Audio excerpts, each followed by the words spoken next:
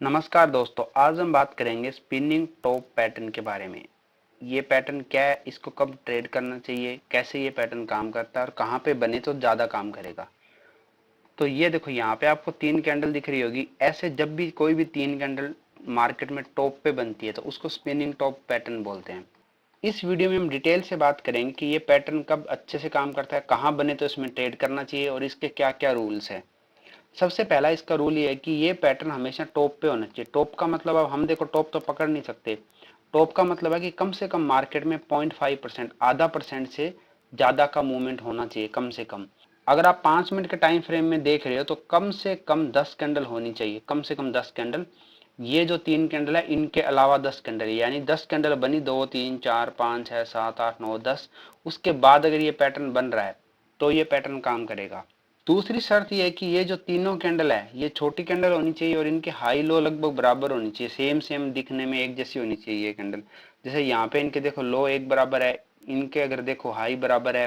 ये एक कैंडल का हाई थोड़ा ऊपर है, यहाँ देखोगे तो लगभग ये इनके तीनों के हाई एक जोन में है और ये जो लो है ये लगभग दोनों लो बराबर है।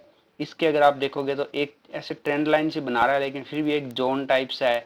इनके लो अगर आप देखोगे तीनों के बराबर है। इस तरीके से क्या है, एक जोन में होनी चाहिए तीनों कैंडल, एक पैटर्न बनाना चाहिए, एक बॉक्स टाइप बनाना चाहिए, एक बॉक्स में होनी चाहिए तीनों कैंडल, तभी ये अच्छा काम करती है। अब बात करते हैं कि हम इसमें एंट्री कैसे लेंगे और हमारा एग्जिट कैसे होगा, हमारा टारगेट क्या होगा। इन कैंडल में एंट्री लेने के लिए आपको सिंपल सा लॉजिक लगाना है। सीधा ये जो कैंडल है इसका हाई जो है इसका आपको एसएल लगाना है। देखो एकदम एग्जैक्ट आप इसको थोड़ा सा ऊपर रखो हाई को, मैं तो हमेशा कहता हूँ, क्योंकि ये तो एक बार यहाँ पे हिट भी हो सकता है, थोड़ा सा भी हिट हो गया तो आपको मार्केट एग्जिट कर देगा। अगली कैंडल अगर ऐसे बन गई तो चौथी कैंडल, इसलिए थोड़ा सा इसे ऊपर लगाओ अपना एसएल।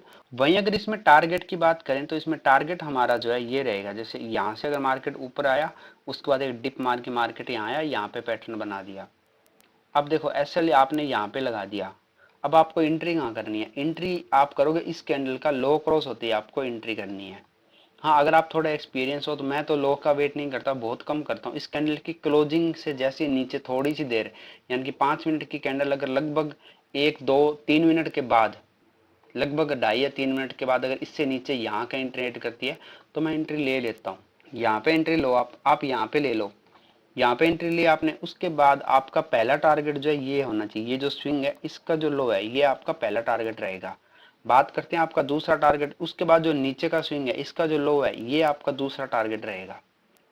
तो आपका टारगेट और एसएल डिसाइड हो गया। आपको इसमें एसएल जितना हो सके उतना छोटा होना करना है। छोटा करने का मतलब ये नहीं है कि आप यहाँ लगा लोगे, नहीं। आपको अगर बड़ा एसएल मिल रहा है, जैसे ये टारगेट, जितना टारगेट है उतने ऊपर आपका एसएल बन रहा है। अगर ये कैंडल यहाँ तक ऊपर तक चली गई और यहाँ कहीं आपका एसएल बन रहा है तो आपका टारगेट और एसएल लगभग बराबर हो रहे हैं, तो आपको एंट्री नहीं लेनी इसमें। आपके एसएल से दुगना टारगेट होना ही चाहिए तभी आप एंट्री लोगे।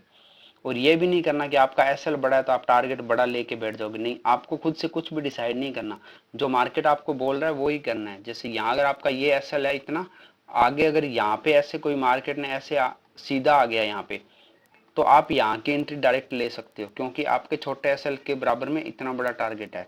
वहीं अगर मार्केट यहाँ से आया, यहाँ पे स्विंग लिया, उसके बाद यहाँ आ गया, तो अब आप यहाँ पे अगर एंट्री करते हो, इस जोन को क्रॉस होने के बाद यहाँ पे अगर आप एंट्री करते हो और ये आपका एसएल है और ये आपका टारगेट रहेगा, तो आपको यहाँ एंट्री नहीं करनी है। क्यों? क्योंकि आपका एसएल बड़ा हो रहा है और टारगेट छोटा है, तो इससे आप क्या है, प्रॉफिटेबल नहीं हो पाओगे। तो यहाँ पे आपको एंट्री और एग्जिट समझ में आ गया होगा, ये कैंडल जो है ये कैसे काम करती है ये भी समझ में आ गया। तो इसके अब कुछ एग्जाम्पल्स हम देखते हैं लाइव मार्केट में जाके। पहला एग्जाम्पल हमें यहाँ पे मिला है, ये देखो यहाँ पे तीन कैंडल बनाई है, एकदम स्पिनिंग टॉप जैसा पैटर्न है। और यहाँ देखो मार्केट जो एक ट्रेंड में भी है, अप ट्रेंड के बाद ये यहाँ पे बनती है कैंडल, और जैसे इस कैंडल का लो क्रॉस होता है आप यहाँ पे एंट्री ले सकते हो। और आपका टारगेट जो मैंने बताया था, ये देखो पहला टारगेट ये रहा आपका। उसके बाद आपका अगर दूसरा टारगेट आप लेना चाहते हो, दूसरा टारगेट आपका अगला स्विंग होता है। लेकिन मेरा मानना है कि आपका 1:2 के रेशो में पहला टारगेट था, आप पहला ही लेके रहो, क्योंकि ऑप्शन बाइंग में ना, अगर आप बाइंग करते हो तो प्रीमियम डीके बहुत ज़्यादा होता है। तो इस टारगेट में और इस टारगेट में कोई ज़्यादा फर्क नहीं होगा। अगर यहाँ पे आपको 20 रुपये मिले हैं तो लगभग आपको मेरे हिसाब से यहाँ तक आने में आपको 26-27 रुपये मिले, यानी कि 5-6 रुपये का प्रीमियम आपको बढ़ा हुआ मिलेगा। उसके लिए इतना बड़ा रिस्क नहीं लेना चाहिए अकॉर्डिंग टू मी। अगर आप ज़्यादा रिस्क लेना चाहते हो ले सकते हो, ये मेरा व्यू है। वहीं अगर बात करेंगे एक और एग्जांपल की, ये देखो यहाँ पे 4 कैंडल एक साथ बनी है। इसमें अगर आप देखोगे इसका लो क्रॉस इस कैंडल ने नहीं किया है। 3 कैंडल बन गई, 3 कैंडल बनने के बाद ये देखो जैसे इस तीसरी कैंडल की यहाँ पे देखो, ये आप अगर जैसे मैं लगाता हूँ मेरे हिसाब से देखोगे तो ये क्लोजिंग है। इस कैंडल ने इसकी क्लोजिंग क्रॉस नहीं किया। अब क्लोजिंग क्रॉस करने पे मैं होता तो मैं तो क्लोजिंग क्रॉस करने पे, तीसरी कैंडल की क्लोजिंग क्रॉस करने पे एंट्री लेता। ये क्लोजिंग क्रॉस हुई है। अगर आप लो पे लोगे तो भी सही है, चीज दोनों ही सही है, मैं गलत नहीं बोलता किसी को भी। ये थोड़ा मेरा एक्सपीरियंस हो गया तो मुझे ये चीज थोड़ी शूट करने लगी, इतना ही फर्क है। अगर आप लो पे करोगे तो ये देखो पहली दूसरी तीसरी चौथी पांचवी कैंडल ने इसके लो को क्रॉस किया है, तो आप यहाँ पे एंट्री ले सकते हो। यहाँ पे अगर टारगेट की बात करें तो देखो जैसा बताया था मैंने कि पहला स्विंग जो है यहाँ पे, ये देखो ये एक जोन बना है यहाँ पे, और ये एक स्विंग भी बना है। ऐसे मार्केट ने एक स्विंग बना के फिर ऊपर गया है। तो ये जो हमारा स्विंग है इसका लो है, ये हमारा पहला टारगेट रहेगा। सेम इसी तरीके से देखो टारगेट दूसरा भी दिया इसने, ये देखो यहाँ पे। तो मार्केट थोड़ा ऊपर गया, नीचे गया, फिर थोड़ा ऊपर जाके ऐसे करके कंसोलिडेट करते हुए टारगेट दिया है। तो ऑप्शन बाइंग में ये टारगेट सही नहीं होता, सेलिंग में ऐसे टारगेट लोगे तो आपको बहुत फायदा होता है। एक पैटर्न यहाँ पे भी बना है, ये थोड़ा स्पेशल है, इसको आप थोड़ा ध्यान से देखना कि कैसे मार्केट हमें ट्रैप करता है या रूल रेगुलेशन फॉलो करता है नहीं करता। इसके अगर एसएल की बात करें तो ये हाई है, ये मान लिया कि ये पैटर्न बना और हमने यहाँ पे एंट्री ले ली। अब इसमें भी ये देखो यहाँ से एक ट्रेंड है अच्छा खासा, लगभग 0.5% का है, यानी कि ये यहाँ से कहाँ से है 940 से लेके लगभग 23,940 से 24,140 तक है। तो ये लगभग है 100 सवा 100 पॉइंट बन रहे हैं। तो यहाँ से देखो ये कैंडल ने पैटर्न बना दिया, पैटर्न बनाने के बाद ये अगर हम इसके लो को क्रॉस होते ही एंट्री लेते हैं तो हमारा एसएल कहाँ बनता है, ये वाला हमारा एसएल है। और यहाँ पे एसएल एक बार भी हिट नहीं हुआ है। उसके बाद देखो मार्केट गिरा है, तो कई बार मार्केट क्या होता है ऐसे ट्रैप भी करता है, मार्केट रुक जाता है, रुकने के बाद गिरता है। तो ये सारी चीजें मार्केट देखो हर बार एक जैसे सेम नहीं करेगा। आप कहीं सोच लो कि मैंने जो बता दिया या मैंने जिस बुक में से पढ़ा वो मैंने आपको बताया, उसको थोड़ा दिन आपने प्रैक्टिस किया, थोड़ा दिन मैंने प्रैक्टिस किया, आप सोचोगे जैसा मैंने बताया वैसा। देखो दो घटनाएं एक जैसी कभी भी नहीं होती। ये चीज एक्सपीरियंस आपको इन चीजों में रुकना सिखाता है कि रुकना है या नहीं रुकना है।